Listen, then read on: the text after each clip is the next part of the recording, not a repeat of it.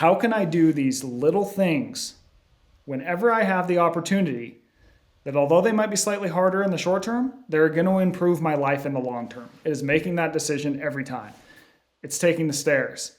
It's being willing to sit with boredom every now and then instead of pulling out your cell phone for more TikTok. It is, am I going to choose the salad or am I going to choose the French fries and the burger, right? It's like those little decisions, those add up to the changes. Because today we often look for like these, we swing for the fences, right? It's like we go for heroics over just developing these consistent habits. And when you look at the research, the people who consistently live well, they're making the little decision every time. It's just a little bit harder, and that stuff, it adds up to just giant changes.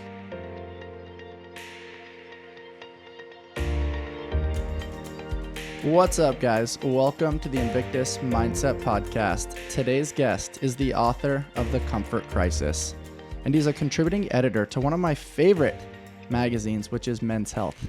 None other than Michael Easter. Welcome to the show, man.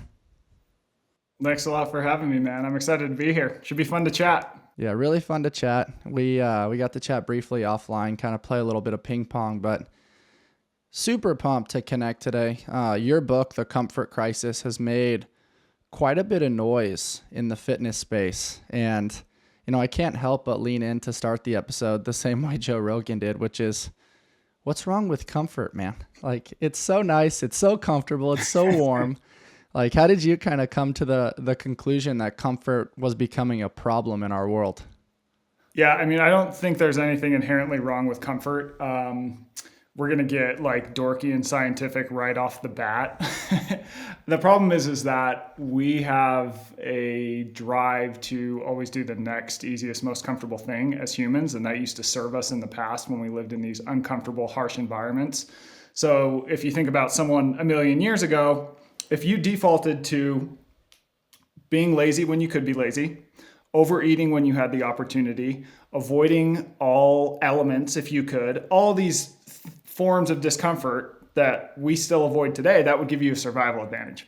That was great. That kept us alive because our environment put us into discomfort, right? We had to work to live. We had to be outdoors all the time to live. We had to put effort into every single day. But especially around the Industrial Revolution, you start to see this tip where all of a sudden the world starts to get a lot more comfortable.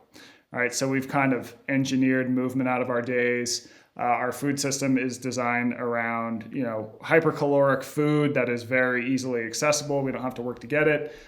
Even the fact that, in the past, the discomfort of something like boredom, it used to tell us to go do something more productive. And now we have freaking Instagram and TikTok that are just like this hyper stimulating thing that, can easily steal our boredom. So really, it's not that there's anything wrong with comfort, but there is a problem. We're facing a mismatch, essentially, that this drive we have to always do the next easiest thing, the most comfortable thing, it backfires when you are surrounded in comfort because you stop doing the things that keep you healthy. I love that you mentioned the Industrial Revolution because I feel like millions of years ago, you're living and you're making strategic choices, as you mentioned, for survival and to optimize and enhance the quality of life. But then as the Industrial Revolution came along, education shifted too, where it started to become education around monetization, capitalism, and less about true human growth and collaboration amongst tribe and the integration of the 9 ancestral tenets. And all of a sudden it became the mighty dollar was the holy grail. And then as a byproduct, so many things followed suit. And that became many's definition of success, as opposed to if you don't take care of your health and well-being, like the mighty dollar's not really going to do much. And as you and I both know, our world's a little bit backwards. We end up chasing the dollar and then as a byproduct, spending the dollar later on to then chase our health. But if we chase our health and well-being first, that can serve as a foundational platform to then do all the things that we love. Yeah, I think it can. And I think it's just kind of a shift. It's like humans have always, our core thing is like, don't die. Okay, so in the past, it's like, how do you not die? All right, well, we got to have food, we got to have some shelter.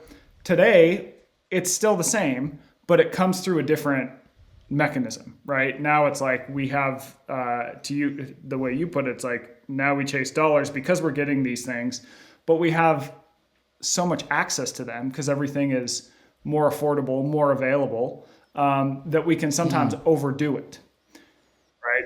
So in the past, like when it comes to food, it's like you can never really overeat because one, you didn't have enough food, just period.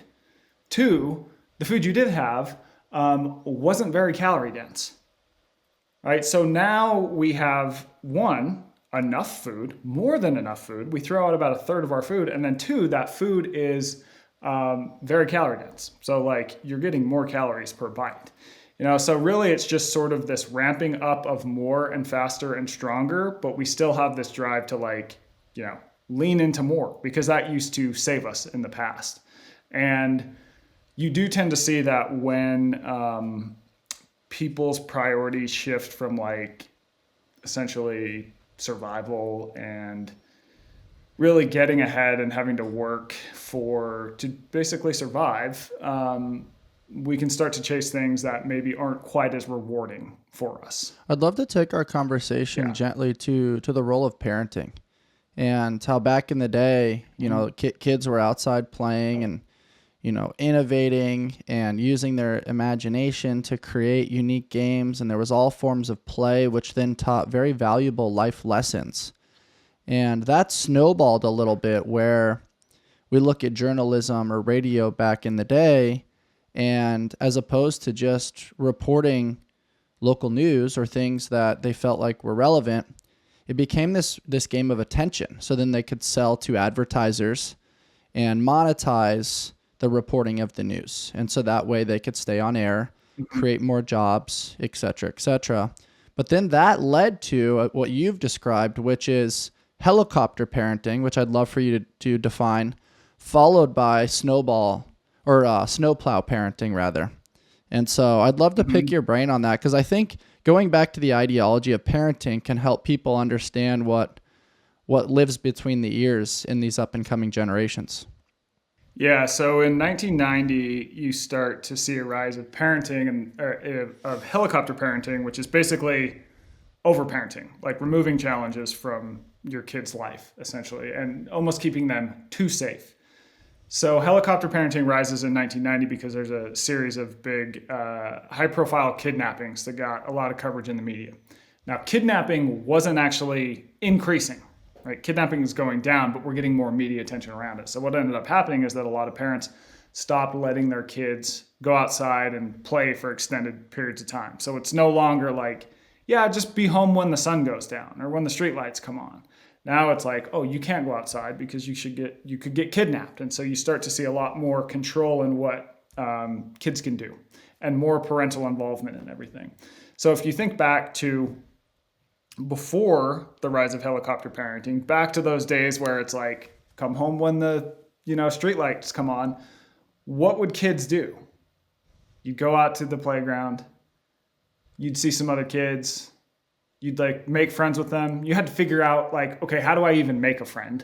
One, because my parent isn't just pairing me with like, here's your friend, here's playtime, right? So you got to figure out, okay, how do I make friends? And then you have your little friend group, and then you meet some other friends, and you're like, well, actually, we don't think they're friends.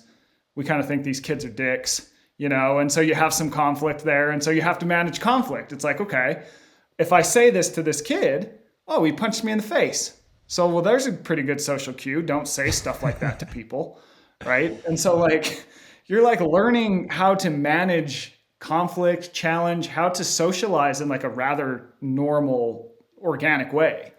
And once you start to get a rise of helicopter parenting, all that becomes controlled. There's a lot less challenge. There's a lot less learning by doing. And because of this, you look at generations born after 1990, you start to see mental health rates go down among people born after that year. And they get worse and worse over time. And so I think you start to have that, and then we get an influx of social media. And I think that doesn't help too, because, if you've never had a challenge, like real sort of challenges you've had to navigate all the time. When I was a kid on the playground, it's like people would Yeah. say shit to me all the time, and you're like, you learn it's like not a big deal. If that's never happened to you, that can be sort of traumatizing. You haven't learned that like, hey, it's not a big deal. But now it's also like on this public thing that you're like, people can hide behind a wall and just talk crap on each other all day, and that becomes a lot more, I don't know, hard for kids, basically. It's such a great example though. Like back in the day, you didn't know where everybody was based on their location on social or what they posted on their story. It was like, where are all the bikes? They're like outside somebody's house, or the Razor scooters, in the 90s or whatnot. And it's so interesting because you mentioned social skills. Like that's such a lost art in modern day because people don't totally understand how to read body language because they're used to reading emojis and different types of text and punctuation. And not to say that that's wrong, that's a skill in and of itself, but it's definitely evolved and possesses a little bit lower of a biological nature, in my humble opinion. Trident Coffee is sponsoring this episode of the Invictus Mindset Podcast. My guys over at Trident taught me something really important this last year, that we are all a bundle of stories, both good and bad, and everything in between. At Trident, they're storytellers. All of their cold brews remind their customers that they are part of something bigger than themselves. They help create connections through symbology and storytelling that engage their customers on an emotional level, and this distinguishes them from other coffee brands. You can find Trident in Imperial Beach and in Coronado. They offer over 14 plus nitro cold brews along with dairy-free options. You can find the perfect brew and pair it with one of their treats from their keto bakery. All of these options will allow you to support your health and fitness journey with Trident Coffee. They're more than just a coffee company.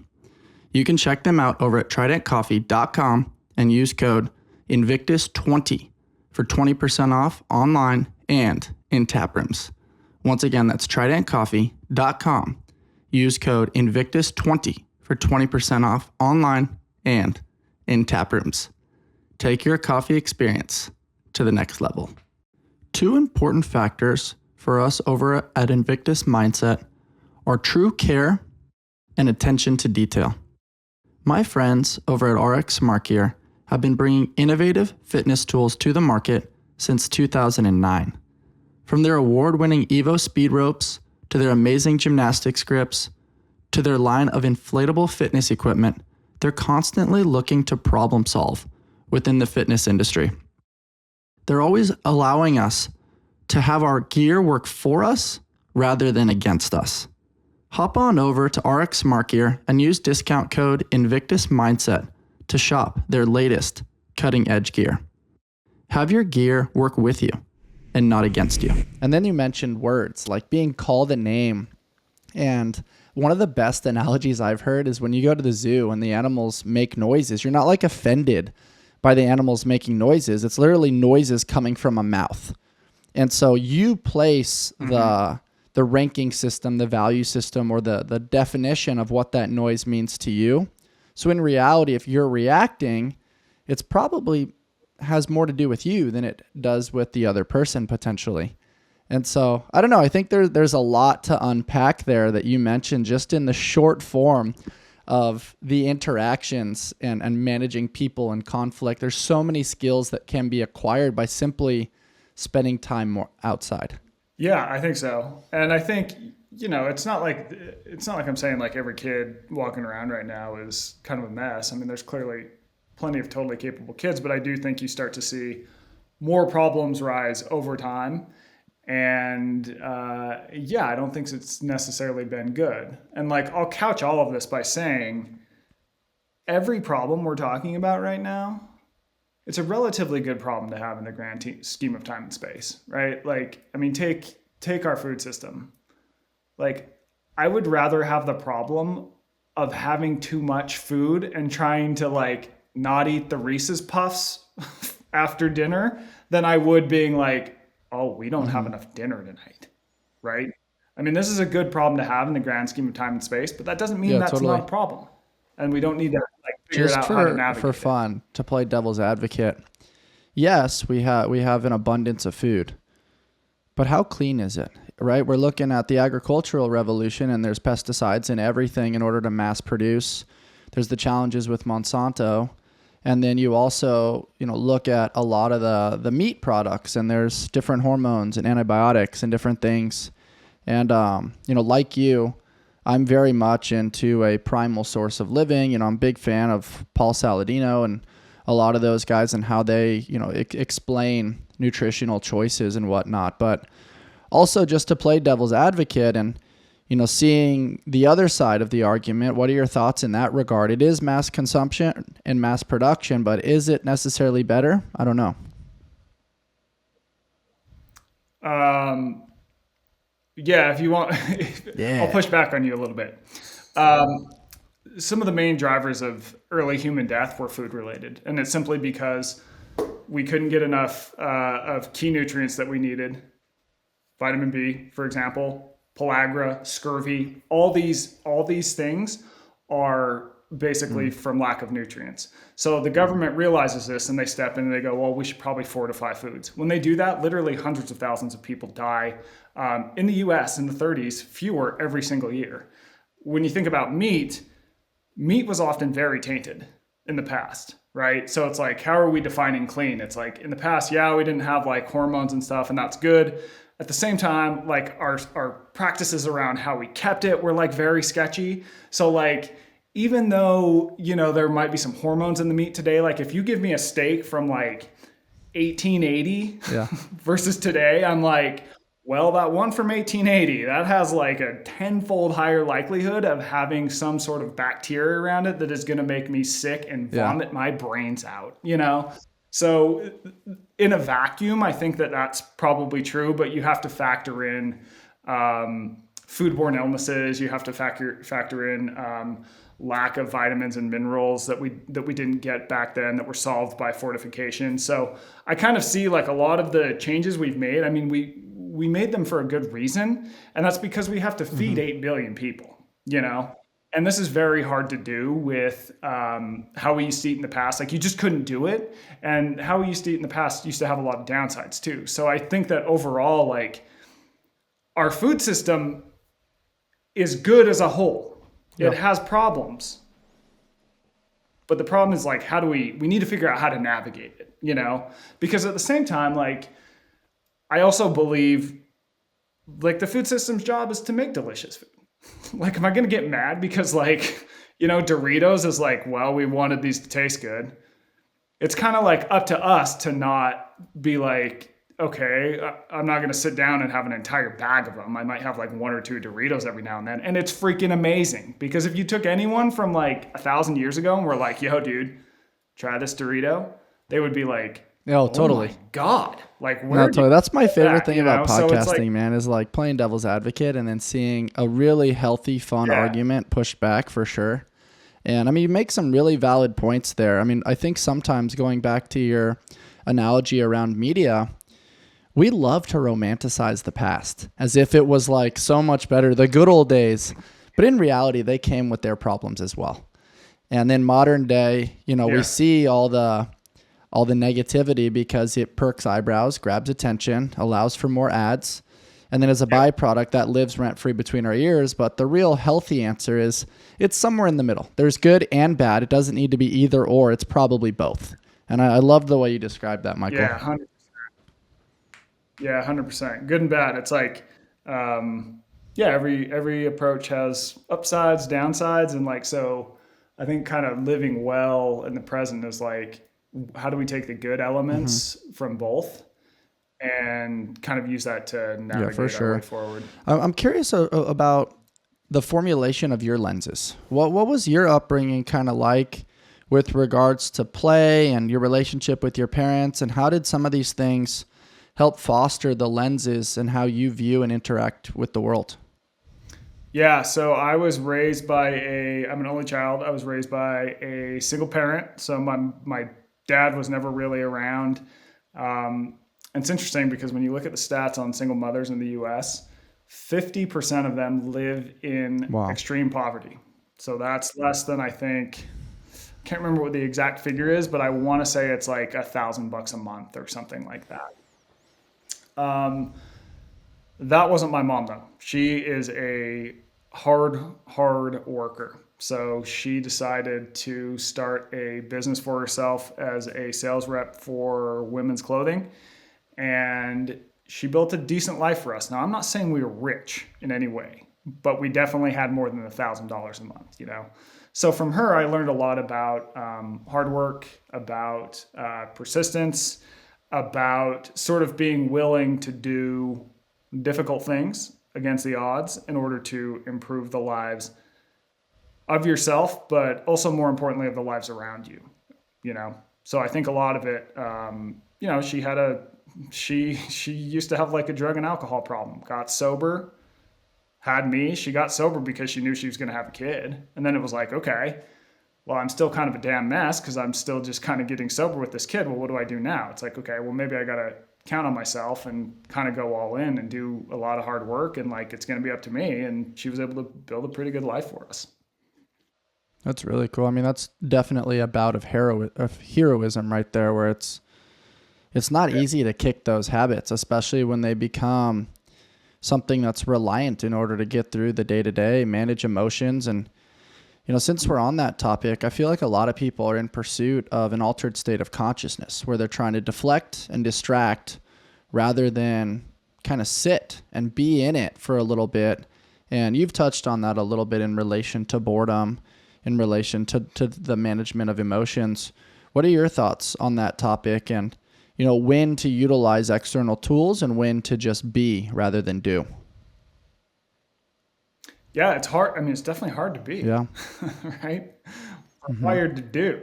It's like, do something. In the past, it's like you never wanted to just sit around. It's like you always had to be doing something to survive. But I think that sometimes that drive now, it can get focused onto things that aren't good for us in the long term. So I think that most things that humans do, they do them for a reason. But that reason is often short-term comfort at the expense of long-term growth, right? So you brought up the great point of cell phones and boredom. If you can just learn to sort of sit, and when you feel that twinge of boredom, your initial urge is to going to be to pull out the slot machine in your pocket. That's a good analogy. Right? But if you can just sit with boredom, what tends to happen is your mind start to wander, right? You might come up with some good ideas. You'll have some downtime. You'll literally start thinking differently. And I think on the other side of that can be some things that are productive that will help you in the long run. So boredom is really, it's neither good nor bad. What it does is it tells us to do something else. And when that something else is not more cell phone time, like you might come up with something interesting that improves your life. And that's been shown in studies. There's this study I write about in my book where scientists took two groups of people. They put the first group in a room for 15 minutes and they say, do whatever you want. All these people, they inevitably pull out their cell phone. They take another group and they bore the hell out of these people for 15 minutes. And then they give them a creativity test. And the bored group came up with more creative answers than the non-bored group. And that's because they'd had time where their minds were sort of off and wandering, coming up with weird ideas, and their mind had some downtime. Because when you're focused on your cell phone, your brain is actually working pretty hard because you're in this external state of focus. Whereas when you're thinking internally, mind wandering, it's more like some downtime. It's kind of like the rest break during like a hellish CrossFit workout, right? And so then you can apply that to things that could potentially improve your life. This is why people have really good ideas in the shower, because it's like the one time in your day when you're not super hyper stimulated and you're just kind of like your mind's just doing what it needs to do. What about the argument that looking at the cell phone may trigger thought, or you may see something that, opens or steers you down two different forks in a road, or there might be a seed planted based on some sort of interaction that you have on the little pocket device? Yeah. No, I think that that's absolutely the case. I think a lot of it depends on how you use it. I think that my point is more like, I'm not too worried about people not having enough cell phone time. Like, I think most of us are pretty damn well covered there, you know?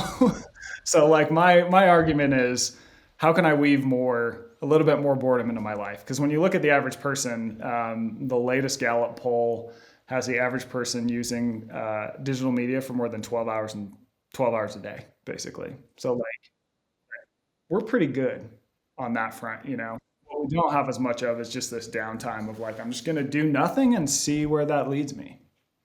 Michael, something I've noticed so far that I really appreciate about you is that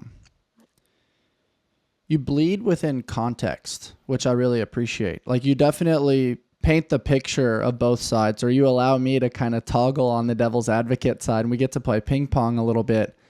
But it's definitely around the ideation that the cell phone isn't necessarily bad. How we use it is bad. It's back to that Cheeto analogy, or Dorito analogy rather, that it's like the Dorito doesn't have to be bad, but when you eat the whole damn bag, it becomes bad.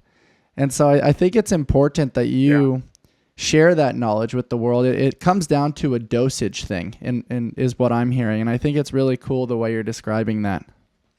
Yeah, well, I appreciate you pushing back because it's always good to have like someone that forces me to have to think about the pros and cons and weigh everything. I think that's important for people to understand because I do feel like today a lot of it is just you just get a lot of like you must do X for Y minutes because Z is evil or Z is good, and it's like okay, well maybe life is actually a lot more freaking complicated than that.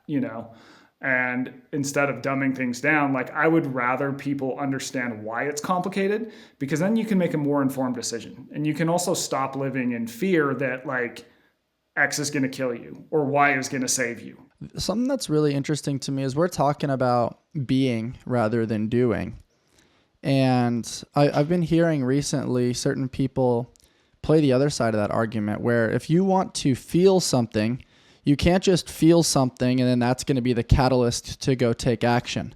I've been hearing a lot recently and playing also and tinkering with, well, what if we take action first and then that shifts the feeling?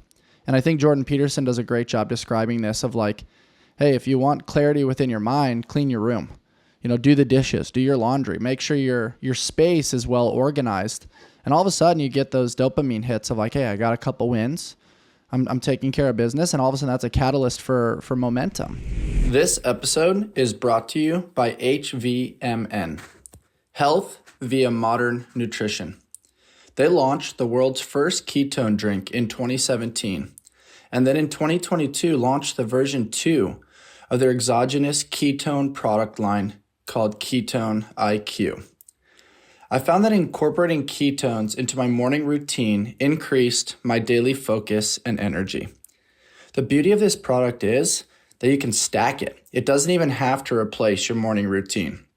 My morning routine looks like taking the dog on a walk, hitting my daily shot of Ketone IQ, hopping in the cold plunge, and then finishing it off with a nice Trident coffee while I soak up some morning sunlight. Try out some ketones for yourself by using the code INVICTUS for 20% off Ketone IQ.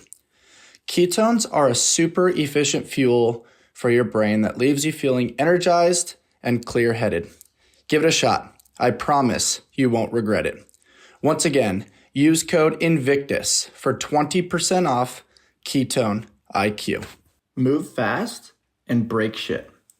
This is one of the core values at LSKD and something that we fully resonate with here at the Invictus Mindset Podcast. LSKD develops functional sportswear with a streetwear aesthetic that's on a mission to inspire you to chase the vibe through sport, fitness, and adventure. Through my experiences with LSKD products and their team members, I have found a brand that I can call home that keeps me performing at my highest level through fitness and business. I train daily in the rep shorts and love the versatility they offer so I can go from training at the gym directly to meetings, client consults, running errands, or preparing for podcasts. The LSKB vibe has finally reached San Diego, and we want you to experience it too. Go to us.lskd.co to start shopping today. We want to inspire you to chase the vibe. What are your thoughts on taking action in order to elicit feeling, or do you think feeling comes first? Or is it both, as we've discussed a lot today? Yeah, well, on some level you need action. I mean, just, what we were talking about just now, you're choosing to just be. Like, that's a good action point. right there. Like, you're Yeah, it's a really resisting good the point. pull of some other thing. And I think that there's a lot of paths to the basket, like for me, for example, like I like spending time outside, going out into nature. Like that is a really good mechanism for me to get good ideas, to like come to some understanding about things, because my job is really as a writer, and I have to think of how ideas connect, basically. And I do that best when I'm walking out in the desert. I live in Las Vegas. So I think that it's really for people, the advice I would give people is like, you find that thing that helps you do the goal that you are after. For me, it's like write narratives that improve people's lives. And that comes from a lot of like reporting, a lot of reading studies, a lot of conversations with people, but also a lot of that like walk out in the desert and start thinking about how these things connect. No, it's a really good point. Being outside is so special. Have you read, I forgot the author's name, the 12-Hour Walk? And it's basically a thought process around, I'm blanking on the author's name right now, but he basically talks about how one day he just felt like going for a walk. He put his phone in airplane mode and just started putting one foot after the other. And he just talked exactly about what you just discussed. He was seeing how the clouds interacted with the sun and how the wind interacted with the trees and how his feet interacted with every step, and how being on a trail was not this consistent patterning of walking on a treadmill or concrete, how it changed, and going uphill versus downhill, and the rocks and the shifts in texture. And all of a sudden, as opposed to thinking about whatever problem was bothering him or traffic en route to the trail, he was then just 100% where his feet were, just practicing the art of being present. And then from there, it led to gratitude of the fresh air every time he took a breath, and observing how the birds interacted with the world and the freedom that they possessed, and just unlocked childlike imagination and how he was interacting with the world.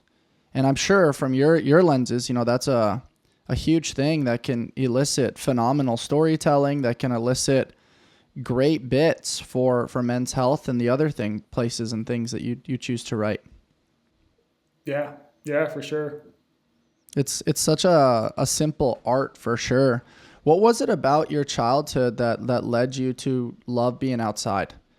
Was there a specific moment? Did you guys go camping? Was there something that led to you realizing that it was like a psychological cheat code? I mean, I spent a lot of time outdoors as a kid.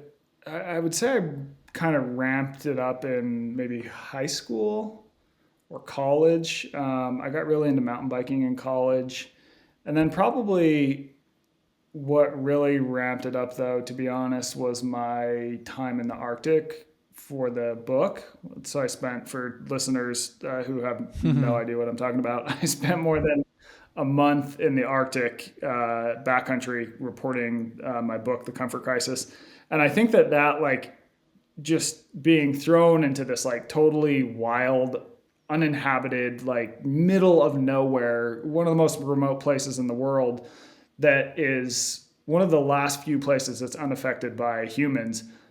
I mean, that was radical. I mean, that was like a huge shift in my mindset and how I experienced life and time and all these other things. So it really taught me that there's a lot there. Now, I had always been like very much a nature person, and but that just kind of brought it to another level, I think, where it helped me realize like how there's a lot of there. And also just kind of paying attention to the state change. by sheerly getting exposure to hot, to cold, to discomfort, to waiting for the animals, to just small things like, I mean, I say they're small, but your living quarters, how to stay warm, how to get food and water. I mean, you're carrying a pack, so at that level, you don't have access to just unlimited sources of food. You're very grateful when you do get food. There's probably a tribal component where you form bonds and friendships with people en route of doing hard things. What was the entirety of that experience like for you? And what kind of gravitated you to start something like that? Yeah, I mean, the experience definitely changed my life in a lot of different ways. It led me to really kind of cement this idea that, sometimes you have to go into these environments that are challenging and do things that are challenging, and you get a lot of reward from that. Physical, psychological, emotional, I mean, just across the board. What got me out there is I had done a story on a guy named Donnie Vincent for Men's Health. It was this feature, and he's a backcountry bow hunter and filmmaker.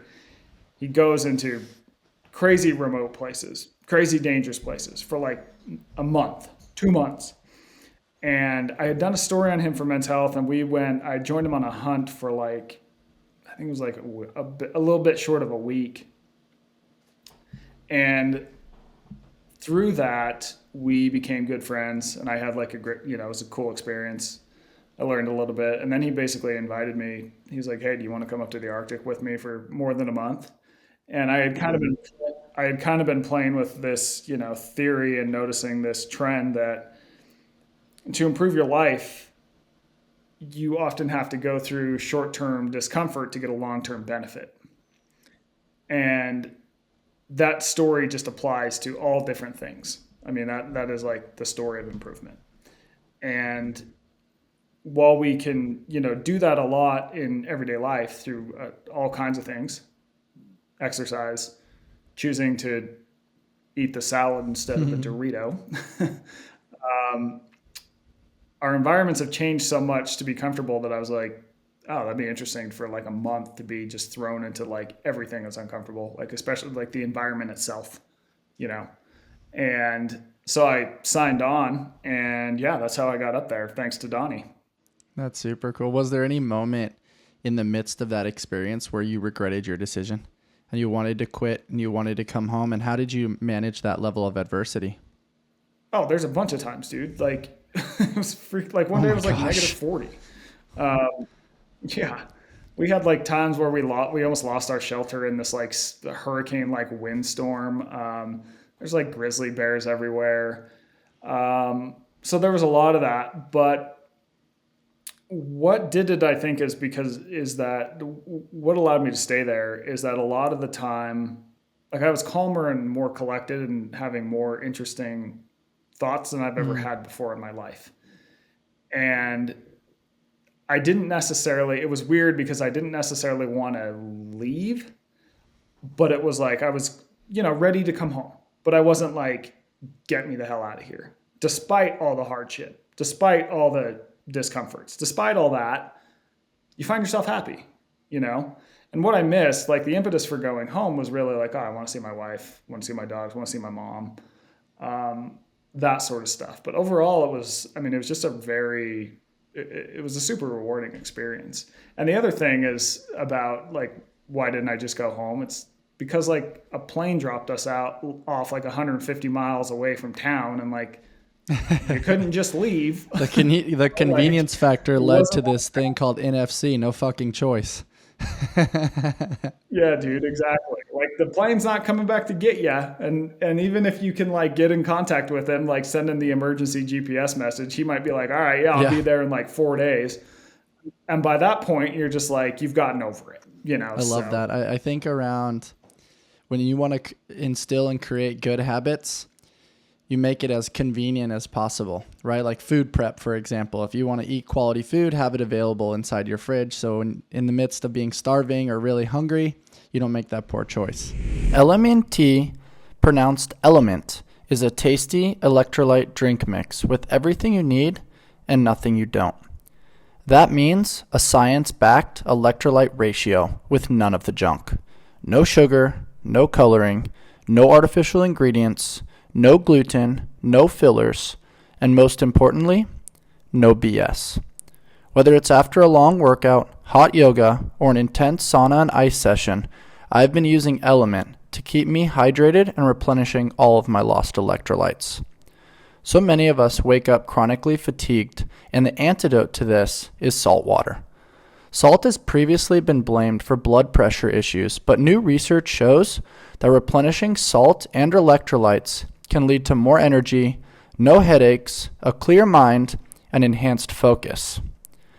Use the link drinklmnt.com/InvictusMindset to make any purchase of Element, and you will receive a free sample pack with all of the Element flavors. Once again, that's drinklmnt.com/InvictusMindset. But in the midst of trying to do hard things, make the out as inconvenient as possible so that way you can practice the art of enduring.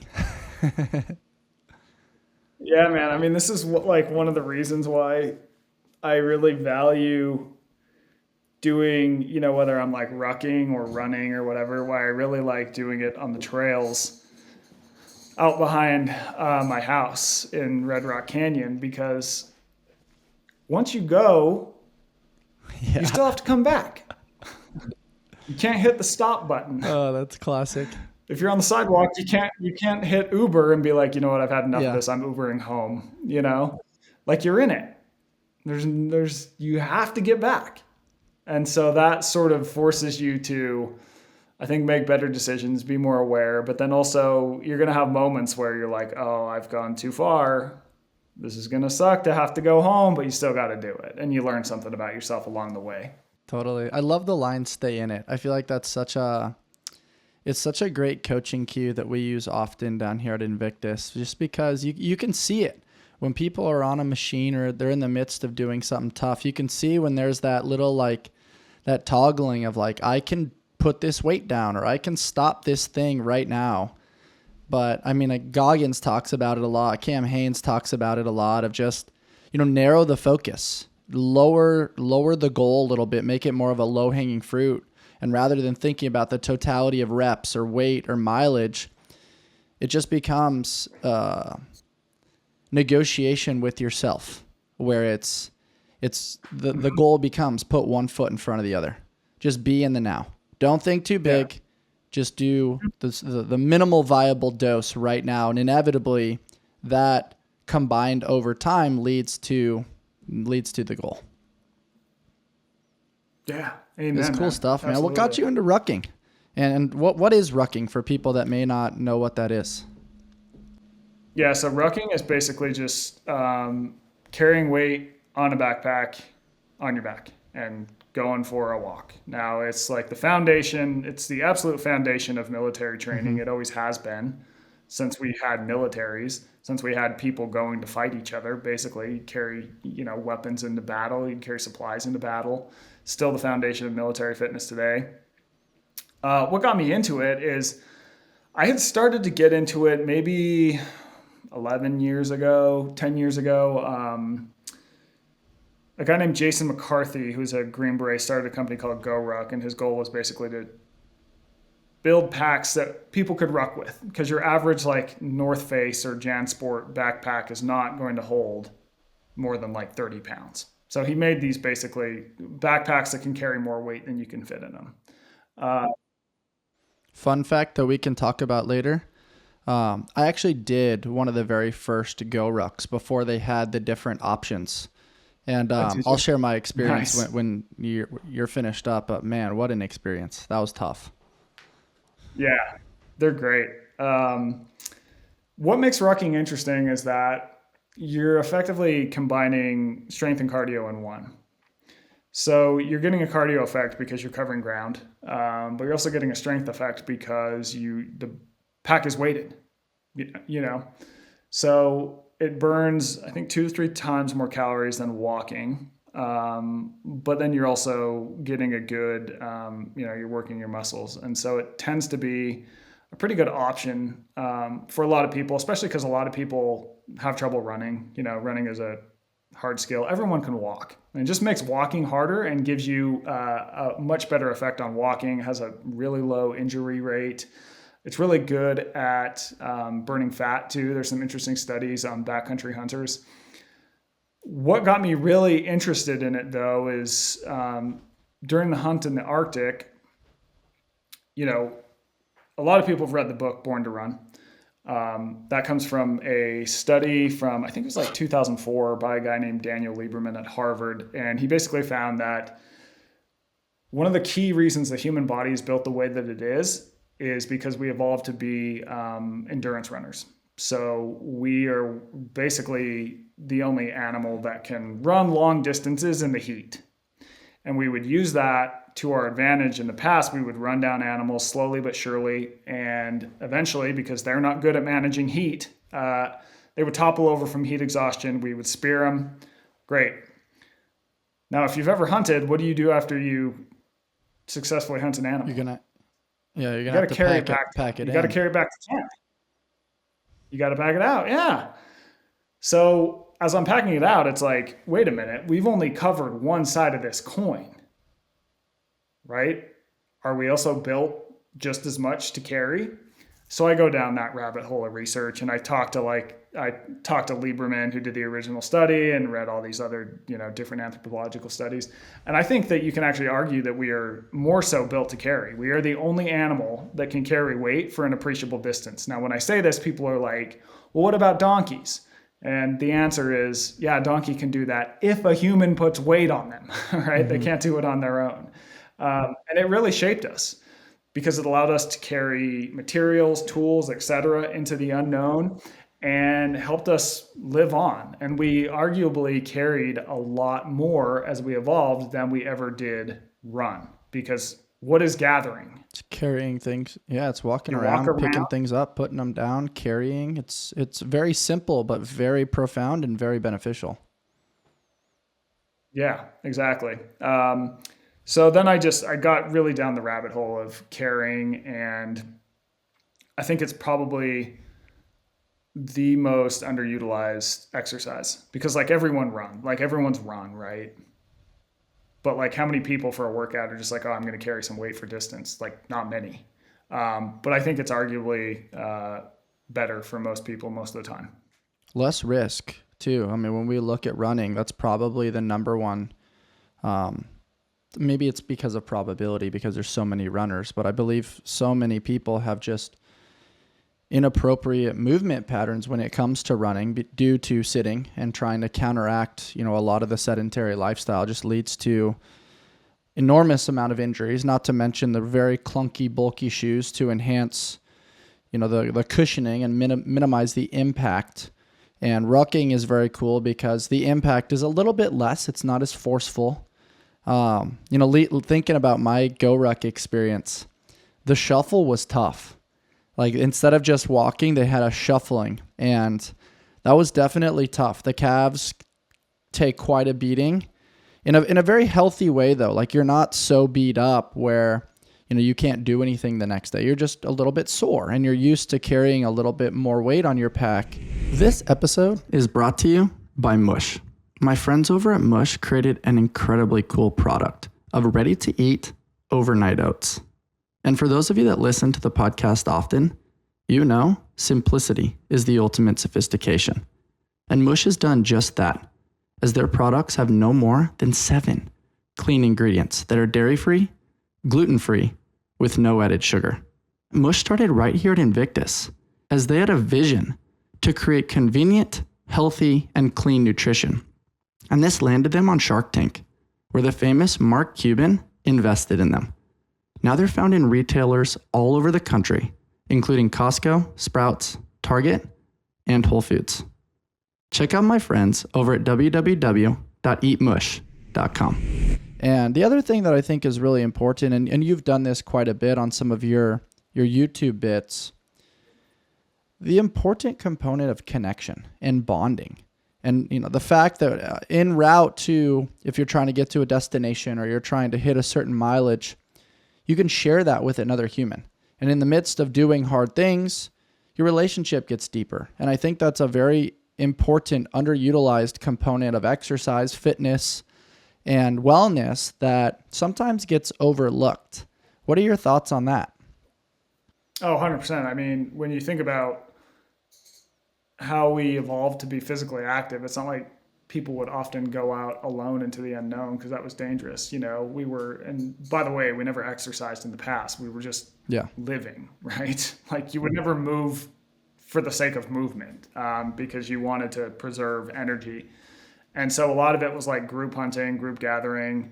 And so I think there is absolutely something to exercising with people today if you can. And I like rucking because like I mean frankly if you've ever run like if you have a good running buddy, totally you can run like and have conversations and but you have to be at the same fitness level. There's a lot more barriers to entry. Whereas with rucking it's like I could ruck with my mom who's like 70 and maybe she would carry 10 pounds and I would carry like 40, but we're going the same pace and we're able to have a conversation. So I think I think that's really additive to it. And you can have a conversation too, because even if you're with your running buddy and you decide like, we're going to crank the gas today, Yeah. you're not gonna be able to talk because you're just like so gassed. Since you talked a little bit about weight, can you help differentiate for people? Some people are like, oh yeah, I wear a weight vest. How does it differentiate when you wear a weight vest versus a backpack where it's located on your back? How much does the poundage or the duration matter? And what are some of the benefits for back health? Yeah, so the short answer is that most people should, if you want to ruck, you should have it in a backpack. That's not to say that like the weight vest is bad, but there's just additional benefits to having the weight on your back. Tends to pull your spine into a better position that can kind of give it this like gentle movement that can improve back health and strengthen your back. It also allows you to breathe a little bit better because you don't have the weight across your chest, and people tend to collapse in. There's a handful of others that I'm forgetting off the top of my head. But one of the main ones is back health. Now, if you're doing like a CrossFit, Murph workout or something, I prefer a weight vest for that. Or if you're a first responder, like if you're a police officer or military, like train how you fight, you're probably going to be wearing a vest that's heavy. So maybe you use that so you're more used to it. But I think for most people, probably the backpack is better. Also, like if you're walking around your neighborhood with just a backpack, like it's not weird. But like it is kind of weird if you look like you're walking around with like a freaking bulletproof vest on. People are like, what the hell is this person doing? And I'm going to call the cops. So it's just more socially normal too, which is, I think, should be factored in. That's such a good observation, man, that most people don't take into consideration, or at least in the fitness bubble. It's very, very funny. Yeah. And like, to your point about bubbles, it's like we don't realize that like a lot of the world thinks fitness world does crazy stuff because, sometimes we do. No, totally, man. When you think about like other positive examples of seeking discomfort other than rucking, do you expose yourself to any other forms, or what are some other things that you like to do? Is cold therapy something you embark in? What are some of the other forms of challenges that you like to partake in? Since you brought it up, like temperature wise, like I exercise outside a lot.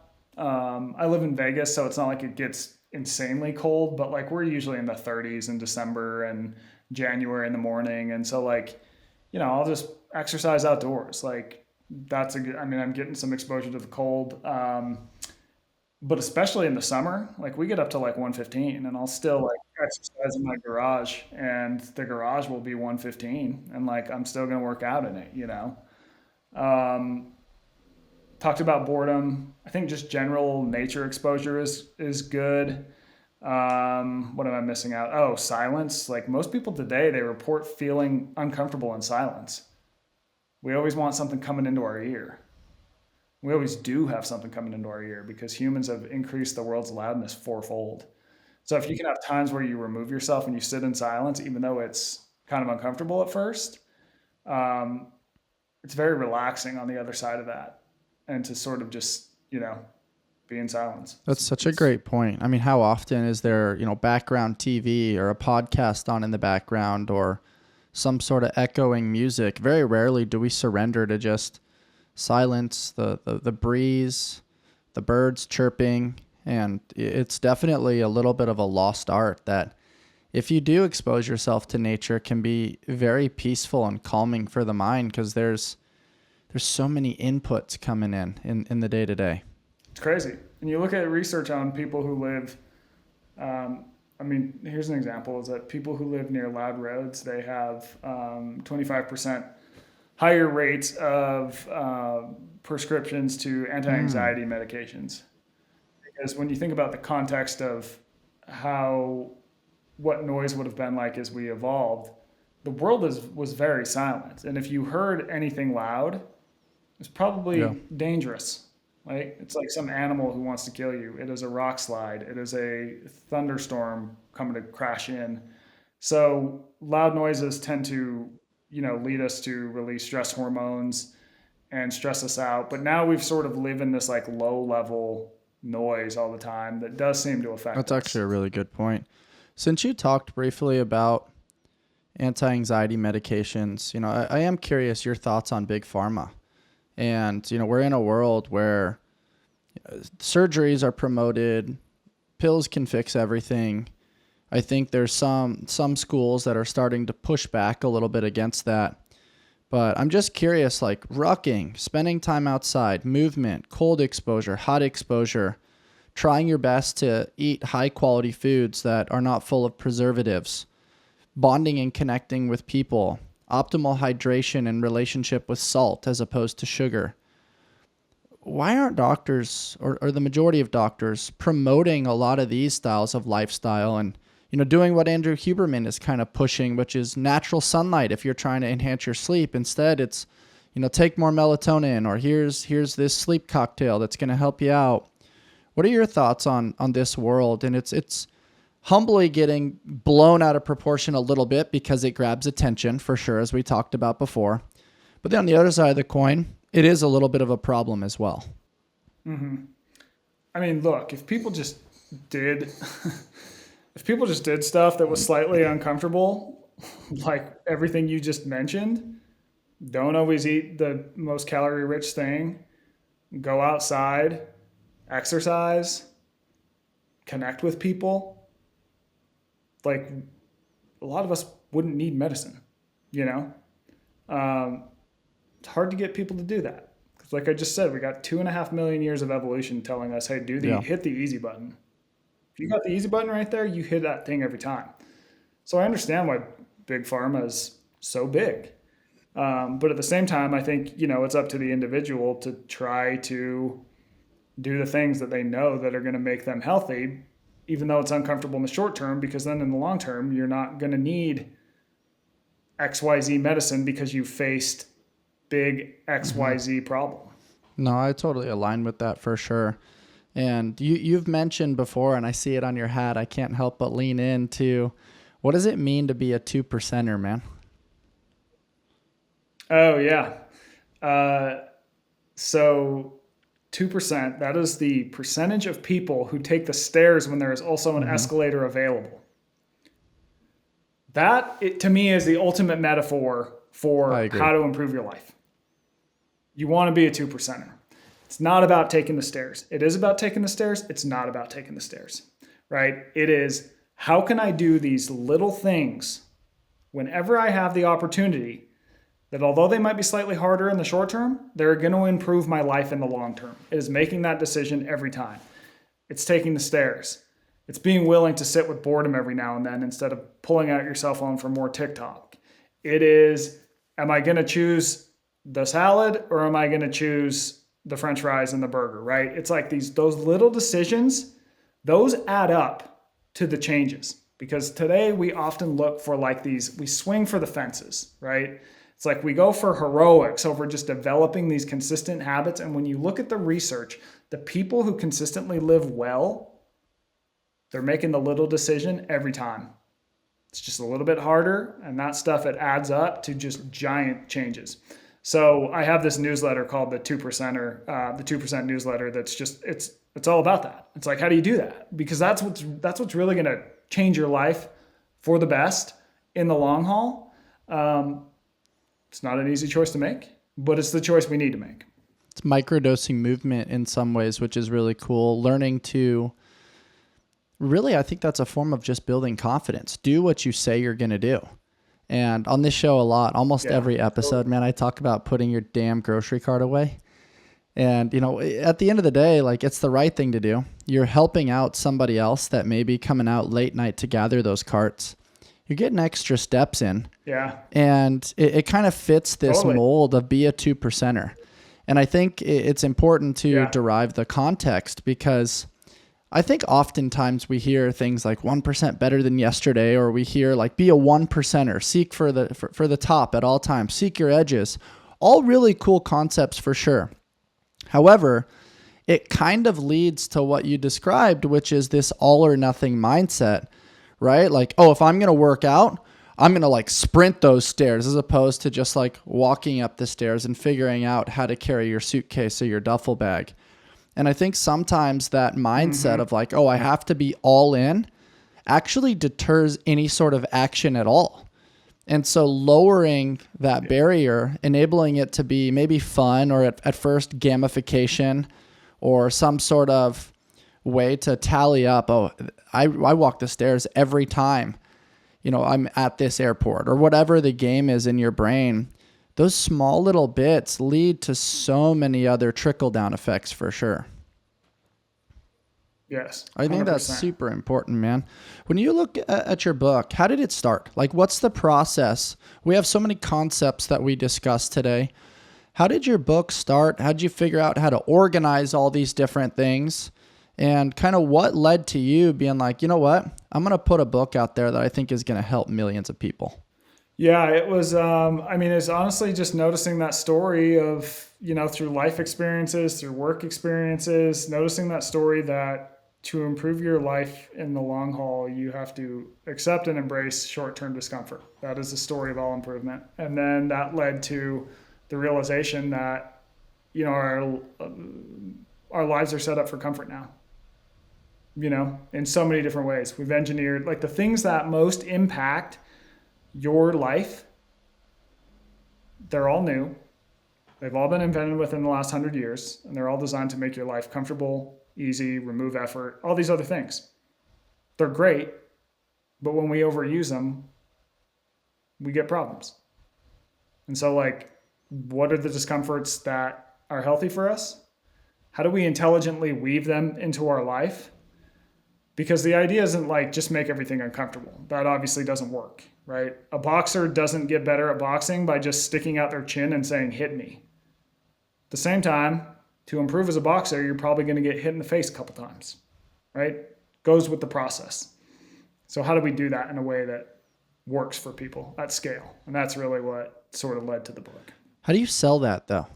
Right? Like, I believe in what you're saying. I've experienced it firsthand. But how do you get that original buy-in from somebody that doesn't totally get it and they don't know what they don't know?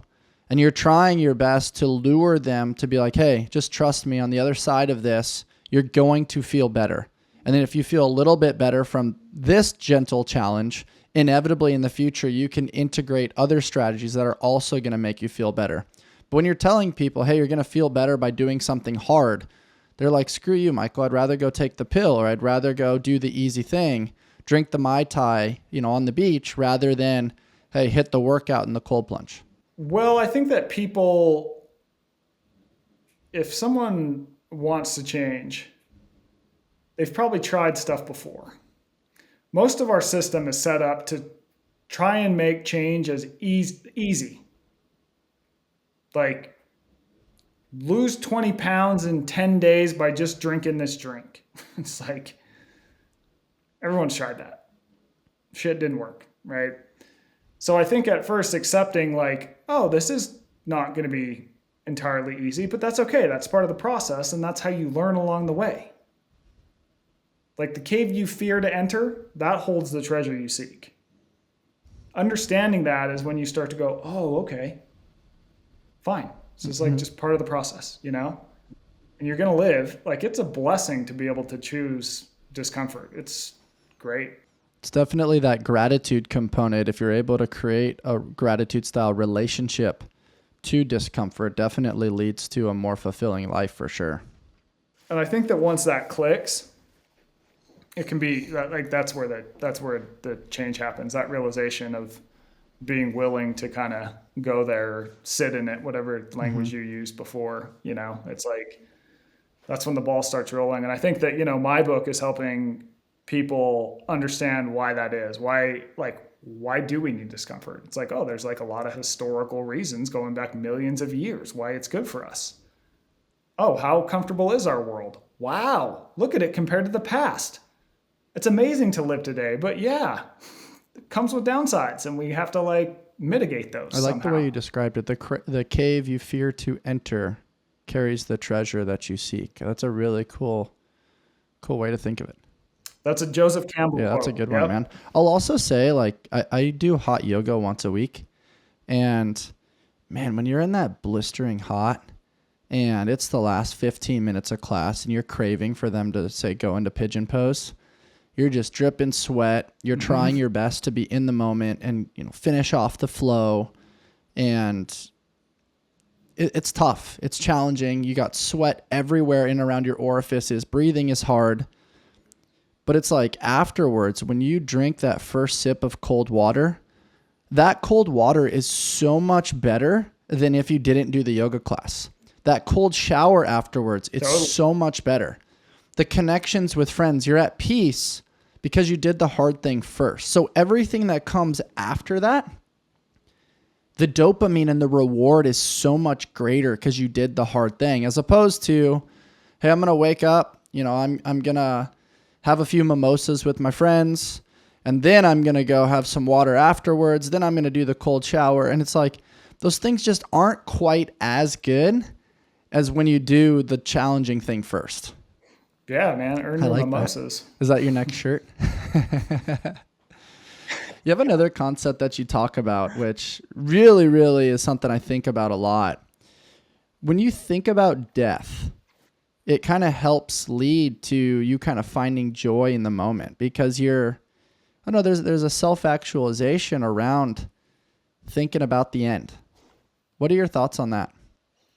Yeah, so to report that section of the book, I traveled to Bhutan, and Bhutan is interesting because they're one of the least developed countries on earth, but they're also one of the happiest. And I met with this guy who is a dasha. He's a Kempo in the Buddhist faith, which is basically like a cardinal in Catholicism, that sort of ranking. And he told me to think of it like this. He says, pretend you're walking on a trail. And in 500 yards on this trail, there's a cliff. And the cliff is death. Don't you want to know there's a cliff there? Because if you know there's a cliff, it's going to change how you walk that trail. You're going to take in the nature around the trail. You're going to savor every moment on the trail. You're going to have different conversations with the people you're walking the trail with. So when you realize that death is coming, it changes your behavior. You take that into your mind. Now, death is the most uncomfortable thing you can think about. We don't want to think about it. Our society has essentially woven it out of its consciousness. You know, funerals are like, we make the body look as alive as possible.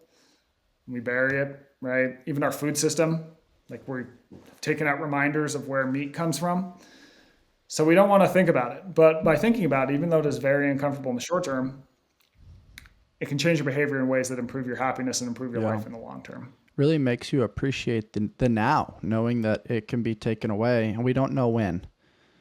And, you know, every moment, I guess, I think Sam Harris has a really cool talk around the last time. What if this was the last time you and I ever spoke? What if, you know, it's the last time you ever got to hike that trail or write that book? You know, that ideation definitely makes every moment just a little bit more precious for sure. Yeah. That's good stuff, man. What's to come in the world of Michael Easter? What's kind of coming up next? I'm doing the newsletter every week. And if people are interested, you can sign up on my website, eastermichael.com. And then I have a new book coming out in September.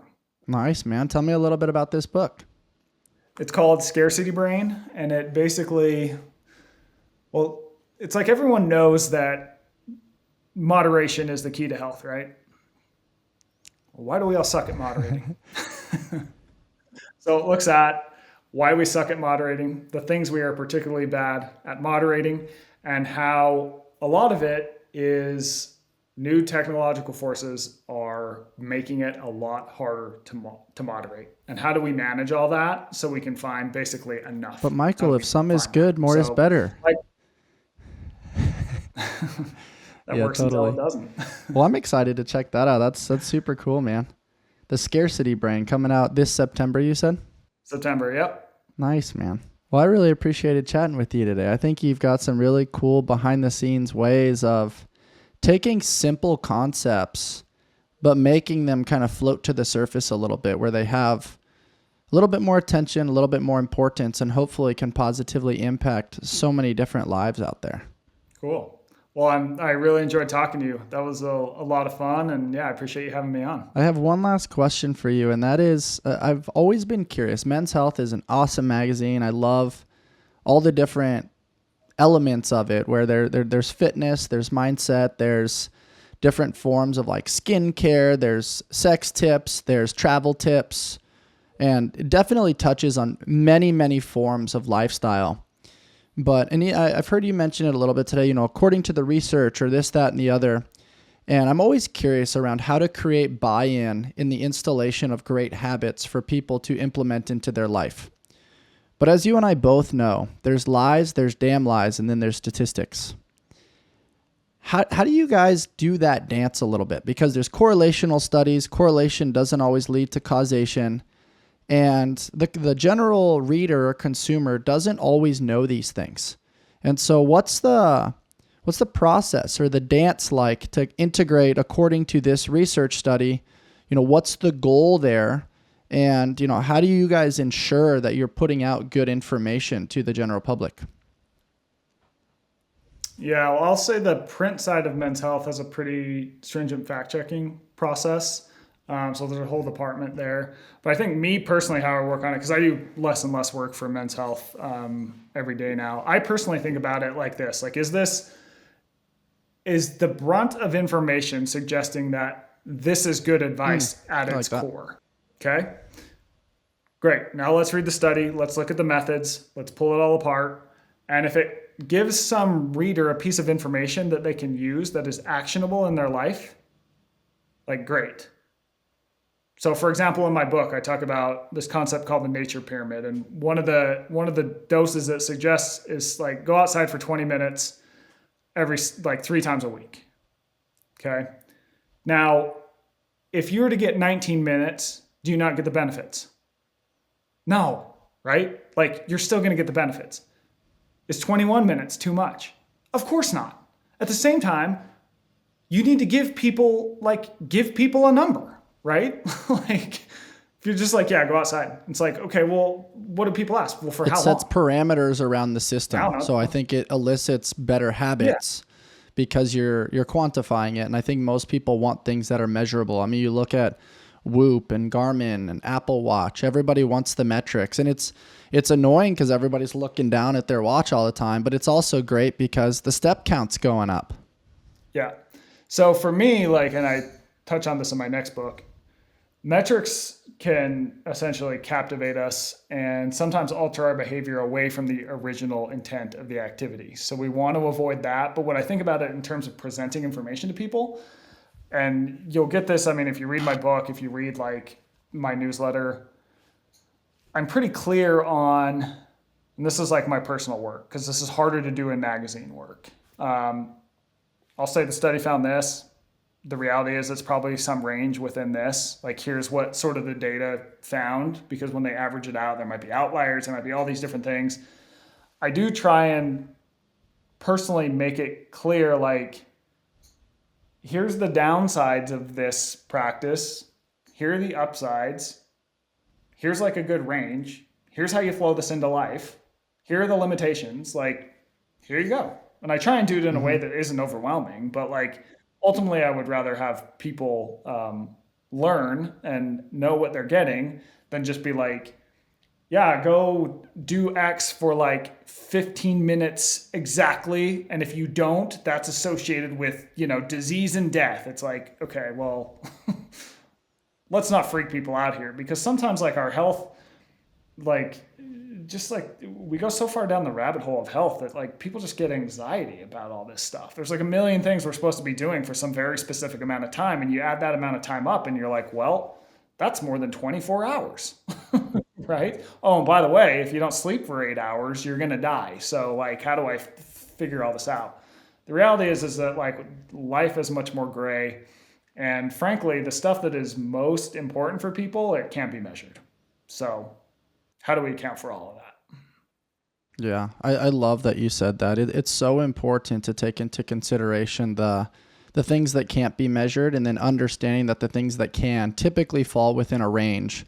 And the consistency of application over the course of time typically is what leads to the long-term benefits. And you do a great job summarizing that in your book. I loved our conversation today, where it doesn't need to be black or white. It bleeds somewhere in the gray area, and that's case dependent as to how it appropriately fits into somebody's life. The last thing I'll kind of say on that is, we have morning routines, right? And it's like, now we've gotten to the point where it's like, you got to get sunlight. You got to have your coffee 90 minutes after you wake up. You got to try to stay away from the phone. You need the cold shower. You need to do your breath work. You need to do some spinal articulations and some movement and foam rolling. Before you know it, it's like a 3-hour ordeal. And most people don't have that kind of time. But if you can touch on maybe one of those things every other day or something like that, and understand the general principles and concepts, now you're getting the benefit and you're understanding how to utilize those tools appropriately when needed, as opposed to just memorizing the 1 through 10 protocol and then being a slave to it. Because you and I both know the program that works is the one that you do. You can have this beautiful, periodized, metriced, really down to the detail program design for fitness or nutrition. But if you're not really bought into it and you're kind of half doing it, 1 foot in, 1 foot out, you're really not going to get the benefits. Yeah. And, I like, for me, I find a lot of that stuff to be a distraction. Like, what's the greater goal for me? Like, I want to write good books. How do I write good books? I got to get my ass in the chair and I have to write and I have to do research.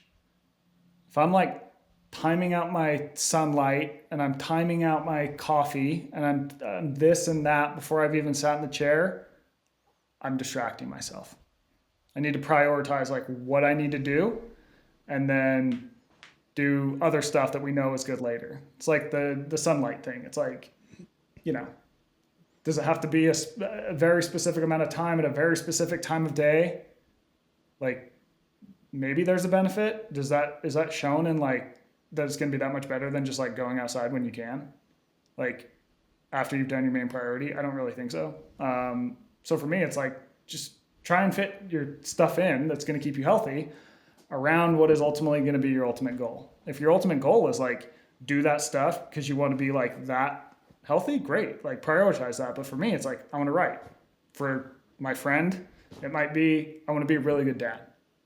Okay, well, going and doing your shit in the garage, and then you're here, and then you're there, and then all the while your kid is like not hanging out with you, right? So it's like, what's our main priority here? No, very well said, man. Thank you so much for your honesty, letting me push back on some of the main concepts that you put in your book. And where can people find you, and where can people kind of get a hold of your current book, The Comfort Crisis, and the new book? Yeah, probably best place to, like, if you go to my website, eastermichael.com, I've got a newsletter that a lot of people subscribe to and really like. The book is available anywhere books are sold. Amazon is always the cheapest, to be honest. And the next book will be out in September. Well, thank you so much for giving us a peek behind the curtain of your ideations around the comfort crisis and some of the other things that we're exploring in the human experience. I appreciate you, man. Yeah, thanks a lot, man. I really enjoyed the conversation. For those of you listening, on YouTube, Spotify, or Apple. If you enjoyed my conversation with Michael Easter, please rate, review, subscribe, and share with your friends. And as always, stay on the hunt for who you've not yet become.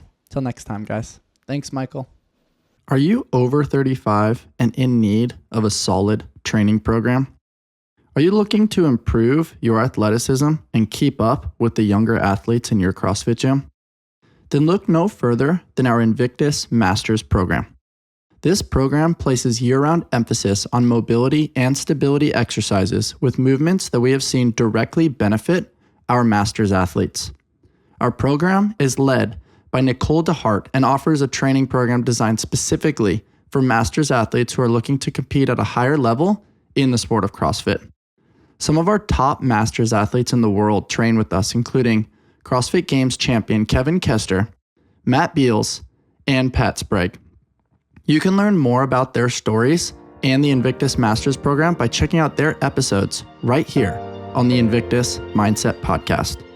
If you'd like more information about the current training cycle or to join the Invictus Masters program, please email Nicole at invictusathlete.com. That's NICHOLE at invictusathlete.com.